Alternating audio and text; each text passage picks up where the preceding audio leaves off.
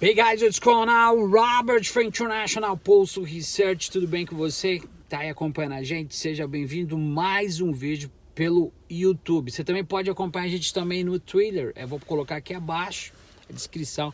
Tô aqui no parking lá novamente do McDonald's. O que é um parking lá? Parking lá é um estacionamento. Você tá vendo aqui o drive-thru atrás? Tem uma van pagando, acho que o sanduíche, sei lá o que a pessoa tá comprando. Mas vamos seguir em frente. Bom, pessoal, se você gostar desse vídeo, você que está vendo pela primeira vez, se inscreva no canal, ajude a gente realmente a trazer informação no jornalismo investigativo baseados em fatos, não em circunstância.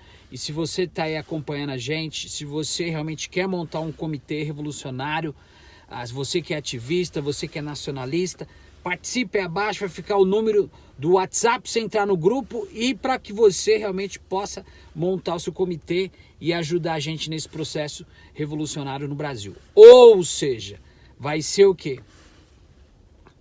O comitê é simples, já expliquei para vocês, nós explicamos na live, a gente vai começar a voltar a explicar as pautas, as 10 pautas de transformação, enfim, as 10 pautas de transição desse movimento revolucionário, mas você tem que se inscrever lá. Você pode entrar também no nosso site www. Vai ficar aqui abaixo, internationalpulseresearch.com, site de notícia do International Pulse Research e do Trust também, que você pode entrar lá, trust/revolution.com, que já está no Brasil. Pessoal, tem muita gente me ligando, comentando. Ontem eu dei uma mancada, falei que o Halloween ia ser ontem. Mentira, tanta coisa na cabeça, a gente tá ficando velho. E pelo que pareça, hoje aqui é o Halloween, dia das bruxas, mas não vamos entrar muito em detalhe. Uma observação, hoje já começou o processo, a revisão do processo de impeachment do Donald Trump. E a gente sabe que a Câmara dos Deputados, que tem a maioria dos democratas, tá aí, ó, lixando as unhas, preparando para poder atuar nessa radicalização. Ontem também eu fiz 2 podcasts falando sobre como a esquerda tem que aumentar o tom, principalmente na parte da transição, que isso é fundamental, o que aconteceu no Chile, que aconteceu no Equador, com uma esquerda totalmente paralisada. Se não fosse os movimentos indígenas no Equador, a gente não teria visto aquilo acontecer. Então a gente viu uma manifestação popular, de cunho popular, é isso que a gente prega, porque a popularidade tem que vir de baixo, a democracia vem de baixo, o contraditório vem de baixo. E no Chile também nós vimos aí grandes protestos, muitas pessoas foram assassinadas, mas eles foram adiante. E o que me preocupa novamente é a parte da transição. Você não pode sentar com um governo proto-fascista, ultraconservador e ficar discutindo o que deve ser feito, o que não deve ser feito. Por quê?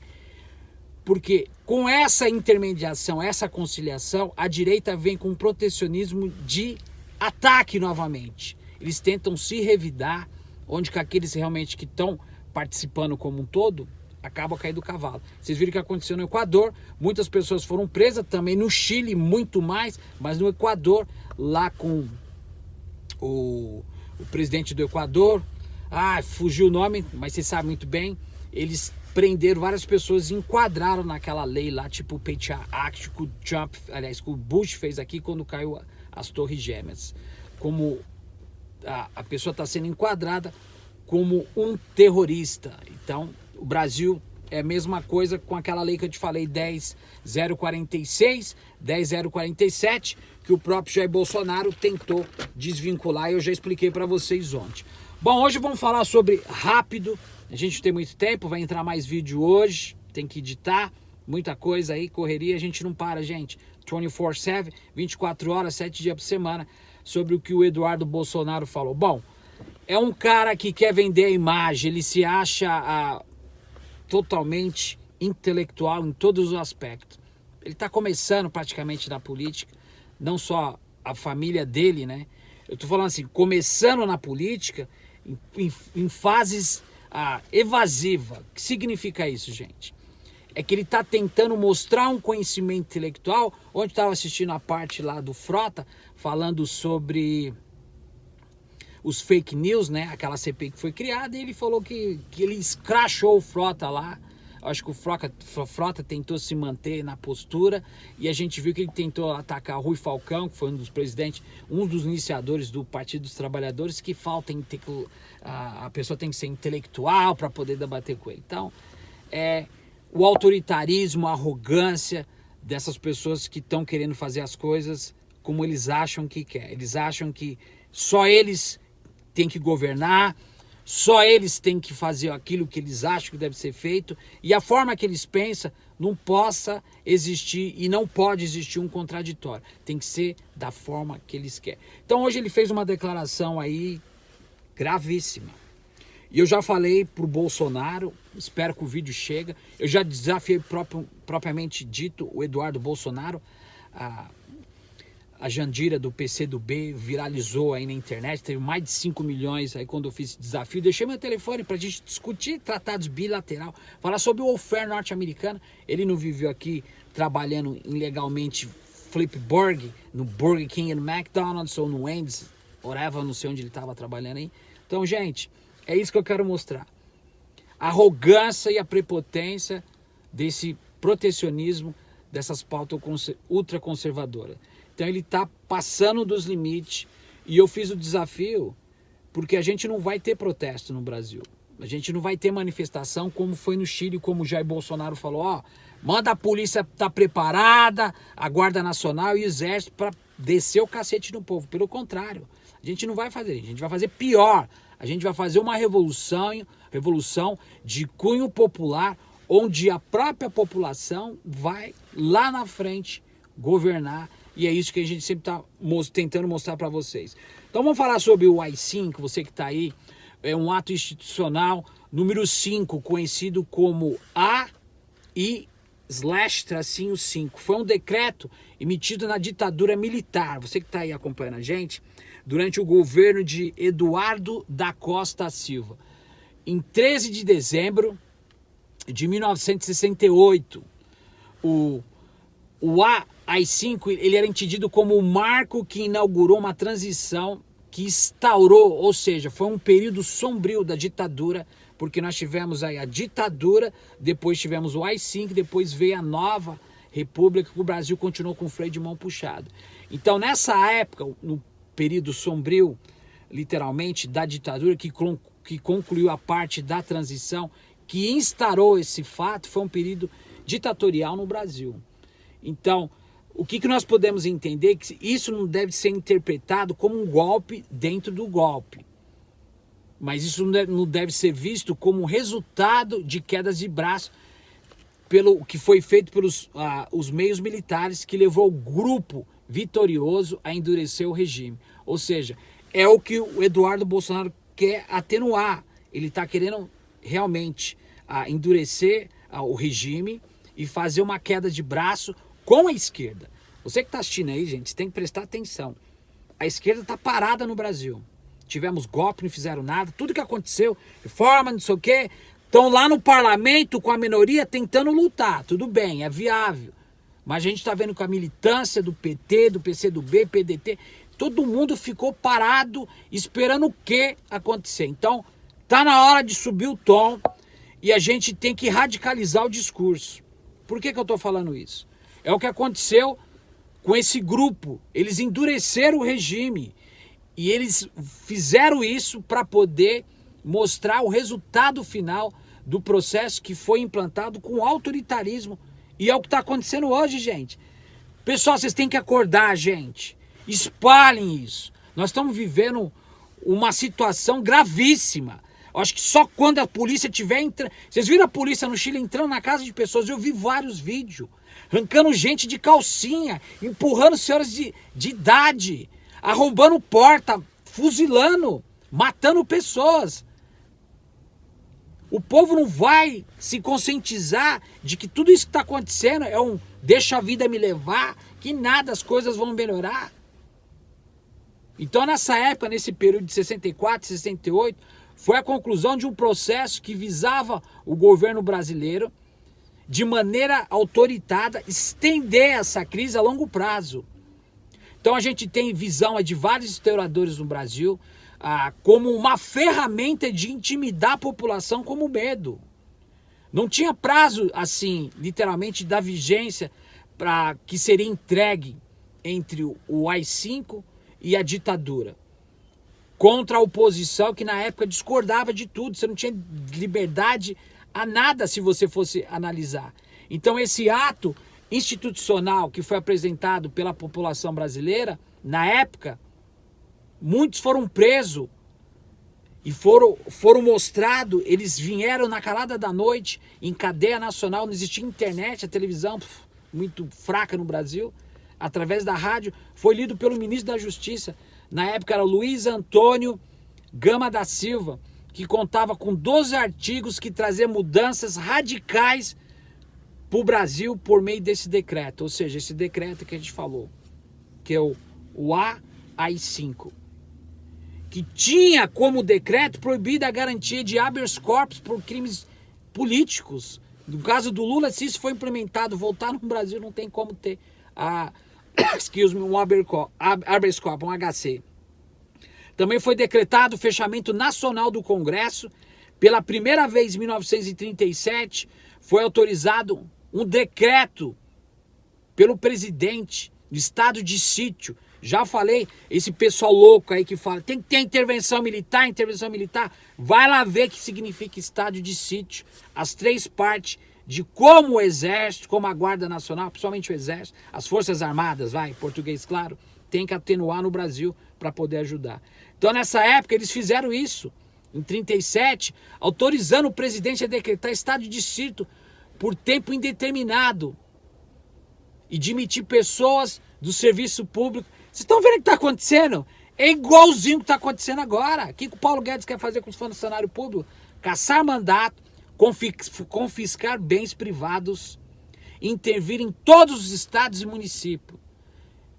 O AI-5, ou seja, a ditadura militar, iniciou nesse período mais rígido ainda. Aí tinha quebra de censura aos meios de comunicação, torturas práticas de agentes de governo que consolidavam-se contra as ações comuns da ditadura. Então tudo isso, gente, começou dia 13 de dezembro de 68. Esse ato histórico no Brasil foi marcado por grande mobilização popular. Aí veio o movimento estudantil, se juntou junto com o regime a partir de março daquele mesmo ano, então dezembro, um pouco antes, aí no final do mês, teve o movimento estudantil, onde o Edson Luiz Souto, acho que é Edson Luiz Lima Souto, foi morto pela polícia num protesto realizado no Rio de Janeiro. Aí com a morte dele, o país deu força para o movimento estudantil, onde o enterro do estudante contou com a presença de mais de 60 mil pessoas, e a partir desse momento novas manifestações estudantis começaram a ocorrer no Brasil.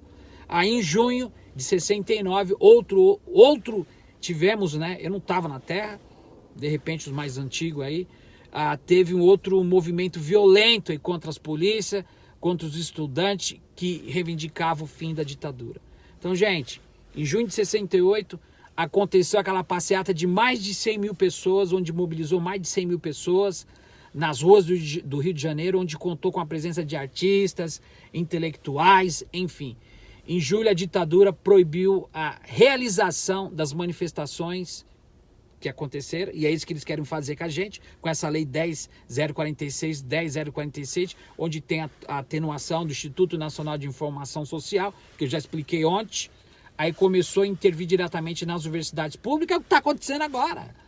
Então, essa força desse movimento estudantil foi aclamado para poder frear juntamente essa luta armada. Então, a posição do regime como um todo, pelos movimentos estudantil, foi a base perpétua para poder dar sustentação e quebrar essa implantação da ditadura e a perseguição da oposição, principalmente com os grupos de sociedades que ingressavam na luta. E muita gente foi exilada, a gente sabe muito bem disso, e quando eles voltaram para fuder o Brasil, desculpa a expressão, para ferrar o Brasil. Então, um dos grandes nomes da luta armada foi de Carlos Marighella, que você já viu falar, que reivindicou a autoria do atentado contra os Estados Unidos, né, a embaixada dos Estados Unidos, na época, né? E além desse movimento estudantil na luta armada, a ditadura também teve que lidar com a posição do movimento operário que foi criado em 68. Então, tudo isso, gente, tudo isso que aconteceu é um estupim para que a ditadura implementasse o AI-5 no Brasil. Então, a gente vê aí que As pessoas estão querendo implementar algo para poder fazer aquilo que eles querem. E não é bem por aí Eduardo Bolsonaro e a família Bolsonaro que está toda enrolada aí, que eles venderam uma imagem e criaram uma outra. Então a gente tem que entender que no Brasil o povo sofreu para que a gente pudesse ter uma democracia que nunca existiu, que foi esvaziada como um todo. O próprio AI-5 deu direito ao presidente a promover inúmeras ações arbitrárias, você que está ouvindo pela primeira vez, e reforçou a censura de torturas práticas na ditadura, como se fosse um clero dos romanos, que era especialista em tortura, como efeito imediato na sociedade. 500 pessoas perderam seus direitos políticos, 5 juízes de instância, né? 95 deputados, 4 senadores perderam seus mandatos na época, e tudo isso foi massificado dentro desse poderio, e depois foi revogado anos depois no governo Geisel, Ernesto Geisel, com a emenda constitucional número 11, você que está acompanhando, do dia 13 de outubro de 1978.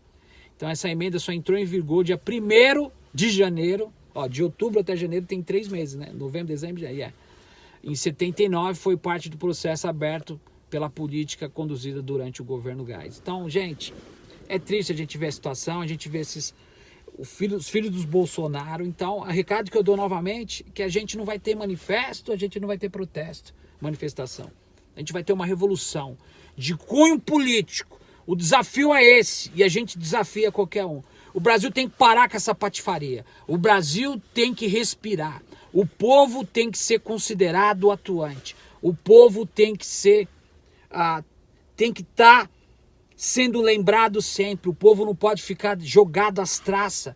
Estão saqueando tudo, estão roubando tudo, entregando tudo para poder satisfazer o quê? O capital global. Então a gente vai continuar com as mesmas benesses, a gente vai continuar com as mesmas conciliações de classe, andando com o freio de mão puxado, e o Brasil vai continuar nesse atoleiro, porque nós precisamos ajudar a população a entender o que está acontecendo. É triste, gente, a gente vê essa situação, e você que está aí do outro lado, você precisa ajudar a gente a espalhar literalmente nosso proselitismo, né, da revolução como um todo. Então, só para lembrar vocês, se você quiser montar um comitê, é simples. Não quer participar? Participe. É você que sabe. Então, gente, a gente tem que entender que são fatores irrelevantes. Ninguém vai fazer aquilo que você e eu somos responsáveis a fazer. Entendeu? Chegando gente aqui. É hora do rancho, hora do lanche. Vamos comer então. Então, pessoal, um grande abraço. A gente se vê no próximo vídeo. A responsabilidade está em nossas mãos. Não adianta ficar esperando por frente partidária, o Lula sair da cadeia, que vai apaziguar. Pelo contrário, gente, o governo de Jair Bolsonaro, que saia daqui 4 anos, não se eleja, mas você tem que prestar atenção. Os filhos vão continuar, a direita vai perpetuar no Brasil, e somente a revolução vai fazer o Brasil nascer da cinza. De um governo popular, democrata, de punho popular. A gente não precisa de representação, de partido político, enfim. A gente precisa seguir adiante para que o Brasil possa ser reconhecido e que o povo possa realmente fazer as coisas que devem ser feitas. É o povo que vai dirigir. É o povo que vai estar no poder. Não vai ser instituição, Senado já era, uma unicâmara, empoderamento do solo, petróleo, enfim. O povo vai ter como realmente atuar. Grande abraço, a gente vê no próximo vídeo. Até mais.